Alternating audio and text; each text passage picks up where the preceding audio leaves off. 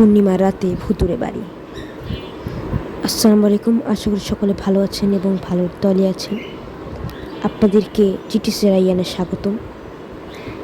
আজকে আমি আপনাদের সাথে যে গল্পটি শেয়ার করব সেই গল্পটি আমি তৈরি করেছি। তো চলুন দেরি না করে শুরু করা যাক। তখন সবেমাত্র আমি কলেজে পড়ি। পড়ালেখার চাপে কোথাও যাওয়া হয়েছিল না। পড়তে পড়তে একঘেয়ে লাগছিল। তাই আমরা দুই বন্ধু মিলে প্ল্যান করলাম 3 দিনের ছুটি নিয়ে কোথাও একটা ঘুরতে যেতে। আমাদের আরেকজন বন্ধু ছিল যার অ্যাডভেঞ্চার খুব প্রিয়। সে আবার এরকম অ্যাডভেঞ্চারে অনেকবার গিয়েছে। তাই আমরা ভাবলাম ওর সাথে আমরাও অ্যাডভেঞ্চারে যাব। ওর সাথে কথা বলি। ও তখন বলে আমরা কীরকম জায়গায় যেতে চাই, যেমন জঙ্গল অথবা পাহাড় ইত্যাদি। কোন জায়গায়? আমাদের প্রিয় জায়গা হচ্ছে ভুতুড়ে কোনো জায়গা। তাই আমরা ওকে বললাম আমরা ভুতুড়ে কোথাও যেতে চাই। ও প্রথমে কথাটা শুনে আমাদের দিকে তাকায় এবং খুব অবাক হয়। এরপর বলে তোমরা ভুতুড়ে কোথাও যেতে চাও? ঠিক আছে, আমার কাছে একটি ভুতুড়ে জায়গা আছে যেখানে আমি এখন পর্যন্ত যাইনি। আমারও সেখানে যাওয়ার অনেক ইচ্ছে। চলো এইবার আমরা 3 দিনের ছুটি নিয়ে আমরা সেই জায়গায় আমরা 3 জন মিলে যাই। আমরা ওর সাথে একমত হলাম। পরদিন আমরা ছুটি নিয়ে সন্ধ্যার পর রওনা দিলাম। আমাদের ধারণা আমরা পরের দিন সকালে সেখানে সহি সালামতে পৌঁছে যাব। আমরা 3 জন ওর হুন্ডা দিয়ে গন্তব্যে রওনা দিলাম। হুন্ডাতে 3 জন ওঠার নিষেধ, তবুও আমরা ছাত্র মানুষ, আমরা রিস্ক নিয়েই হুন্ডাতে উঠলাম। রাস্তা ফাঁকা ছিল আর কোনো ট্রাফিক পুলিশও ছিল না, যার কারণে আমরা সকাল হওয়ার আগেই সেই গন্তব্যে পৌঁছে গেলাম। আমরা যখন সেখানে পৌঁছাই তখন বাজে রাত 4টে।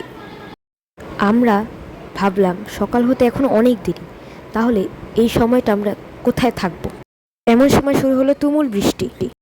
আমরা বৃষ্টি থেকে বাঁচার জন্য একটি আশ্রয় খুঁজতে থাকি। আমরা এমন একটা জায়গায় পৌঁছাই যেখানে চারিদিকে গাছ আর গাছ। এই গাছগুলো অদ্ভুত। গাছগুলো একটি ভুতুড়ে পরিবেশ তৈরি করেছে। গাছগুলোতে কোনো পাতা নেই, শুকনা মরা গাছ। আজ পূর্ণিমার রাতের চাঁদের আলোটা ছড়িয়ে গিয়েছে পুরো আকাশে। এরই মধ্যে আমরা একটি বাড়ি দেখতে পাই। বাড়িটি দোতলা। আমরা দেখতে পাই বাড়িটির দরজাটি খোলা এবং তার থেকে হালকা একটু আলো বেরিয়ে আসছে। আমরা দ্রুত সেই বাড়ির দিকে হাঁটা দিই। আমরা 3 জন একে একে বাড়ির দরজা খুলে ভিতরে প্রবেশ করি। দেখি বাড়িতে একটি হারিকেন জ্বলছে। আমরা অবাক হই, কারণ এই যুগেও কি হারিকেন কোথাও ব্যবহার করা হয়?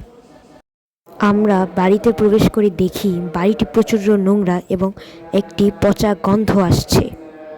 আমরা দেখি একটি সোফার উপরে পুরনো একটি ময়লা চাদর দিয়ে কি যেন একটি ঢাকা, এবং তার থেকেই হয়তো গন্ধটা আসছে। আমরা যখনই চাদরটা সরালাম তখন দেখি একটি বীভৎস লাশ আমাদের দিকে তাকিয়ে আছে।